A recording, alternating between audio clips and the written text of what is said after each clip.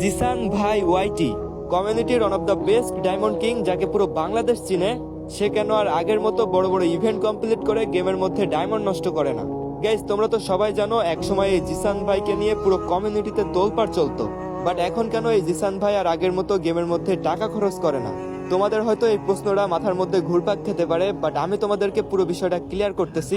দেখো, লক্ষ লক্ষ ডায়মন্ড গেমের মধ্যে খরচ করে কিন্তু একটুও লাভ নেই।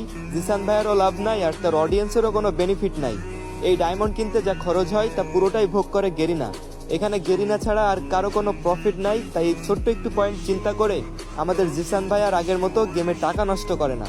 এখন তিনি আমাদের কথা চিন্তা করে, তার অডিয়েন্সের কথা চিন্তা করে ZVI ট্যুর নামে একটা টুর্নামেন্ট অ্যাপস লঞ্চ করছে, যেখানে তার অডিয়েন্স প্রতিনিয়ত গেম খেলে এবং নিজের পকেট খরচটা নিজেই বের করে। জিসান ভাইয়ের মতো একজন মানুষ শুধুমাত্র তার অডিয়েন্সের বেনিফিটের কথা চিন্তা করে এই সামান্য একটা টুর্নামেন্ট অ্যাপস নিয়ে কাজ করতেছে। আশা করি সে তার অডিয়েন্সের জন্য ভবিষ্যতে এর থেকেও বড় কোনো উদ্যোগ নেবে। তো আমার দিক থেকে আমি ফুললি সাপোর্ট দিব জিসান ভাইকে। আর গাইজ, তোমাদের জন্য তার এই ছোট্ট উদ্যোগটা তোমাদের কাছে কেমন লেগেছে তা অবশ্যই কমেন্টে বলে যেও।